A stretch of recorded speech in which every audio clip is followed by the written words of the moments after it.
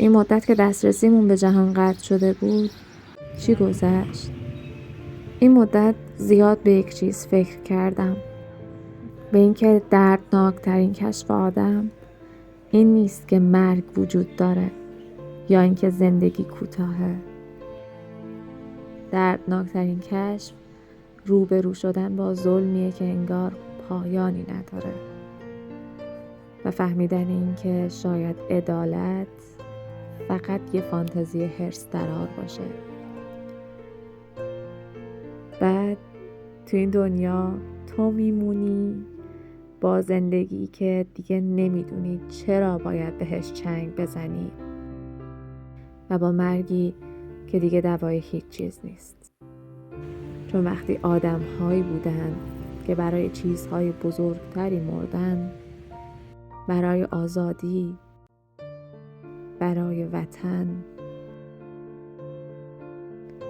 دیگه از خودت میپرسی مرگ من چه چیزی رو عوض میکنه؟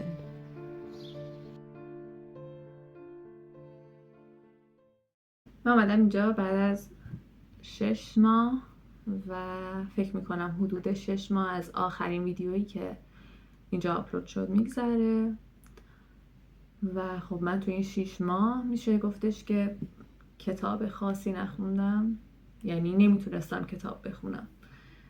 ذهنم توی حالتی بود که ترجیح میدادم سر بشه و فکر نکنه، خیلی فشار بهش نیارم، بخاطر اینکه اصلا تمرکز نداشتم، نمیتونستم یک جا تمرکز کنم.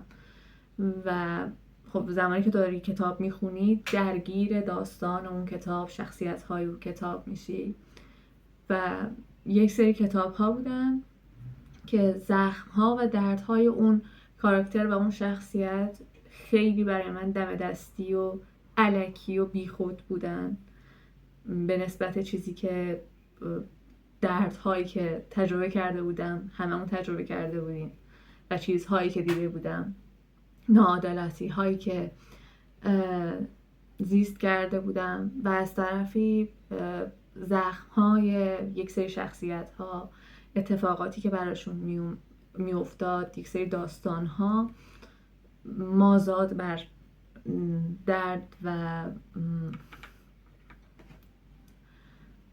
زیادی بود برام دیگه. یعنی مثلا حد تحملم دیگه کاملا پر شده بود و این شکلی بودم که خب من دیگه بیشتر از این نمیخوام درگیر بشم با یه درد دیگه، یه نامهربونی دیگه داخل این دنیا.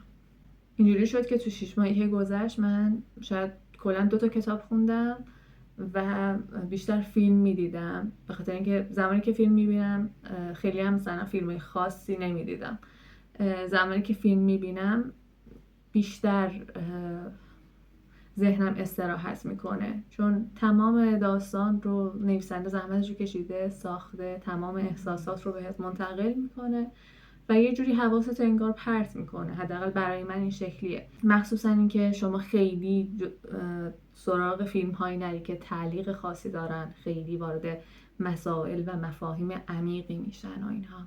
تو این مدت، تو این 6 ماه یک دست و پا زدنی رو داشتم تجربه میکردم، یه آمده شده درونی داشتم تجربه میکردم و بی‌معنایی و پوچی که گریبانگیر من شده بود. و یه جایی خب بالاخره همیشه کتاب و همیشه ادبیات جایی بوده که کتاب ها همیشه چیزی بودن که من تو هر موقعیتی از زمان، برای هر مرحله از زندگیم و برای هر احساسی رفتم مثلا سراغش، شروع کردم کتاب رو خوندن برای یه راهگشا برای من بشه، یه حس خوبی بهم منتقل کنه یا اون همدردی رو دریافت بکنم. دیدی شما زمانی که یه کتابی رو میخونی خیلی وقتا داستان زندگی یک نفر دیگه به شما اون حس درک شدن رو میده.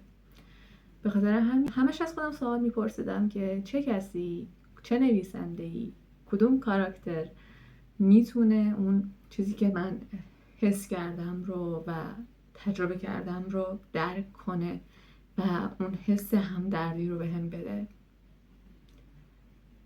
گریم گرفت.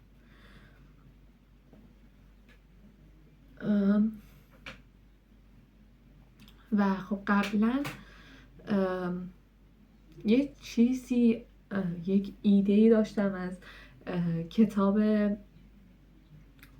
انسان در جستجوی معنا از ویکتور فرانکل و میدونستم مثلا مدل داستانی و مدل حالا اون در واقع روایتی اون کتاب به چه شکله و چه جوریه. به خاطر همین اول یه توضیح بدم برای کسایی که نمیدوننش و اصلا هیچ ایده‌ای ندارن که انسان در جستجوی معنا درباره چیه.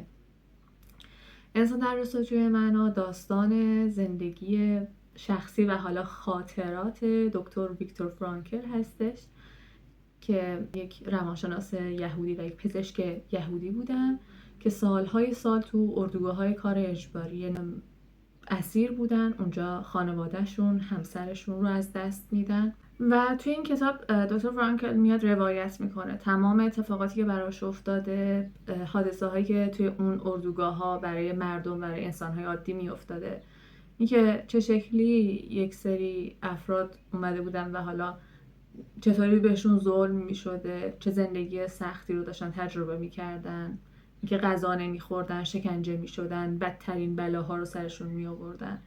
و هدف کتاب و روایت اینه که ایشون یکی از تئوریسین های معروف نظریه وجودگرایی و معناگراییه و میخواد به توضیح میده همیشه که این خاطرات شخصیش رو روایت میکنه، توضیح میده که چطوری انسان جایی که هیچی جز زنده موندن براش نمونده و زندگی نمیکنه و فقط داره رنج میکشه، چطور از اون رنج، بدبختی و بی‌معنایی به معنا میرسه. چطور انسان همچنان وقتی که در سخت‌ترین شرایطه چطور بازدلش میخواد که زندگی کنه و برای زنده موندن چنگ میزنه و ادامه میده، مسیرش رو ادامه میده.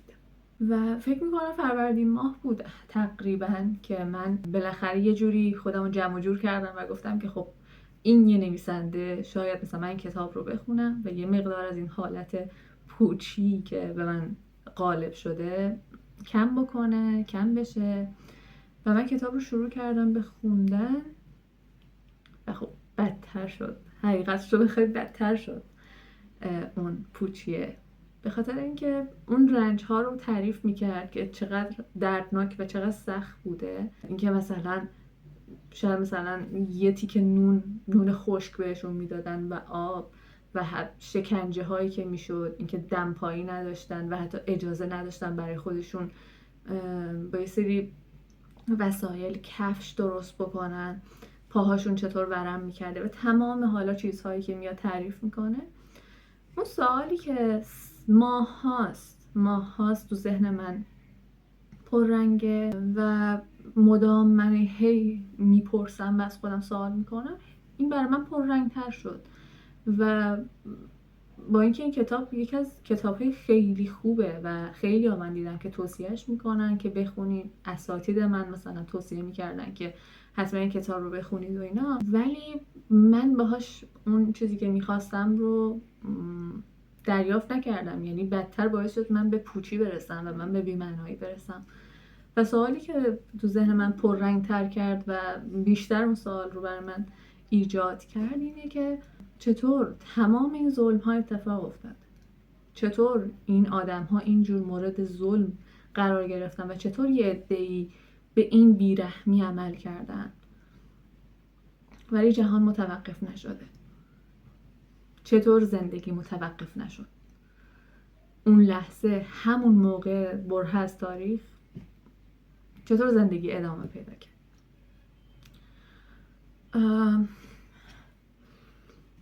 بعد و خب آره همین این چیزی بود که تجربه من بود از خوندن کتاب انسان در جستجوی معنا.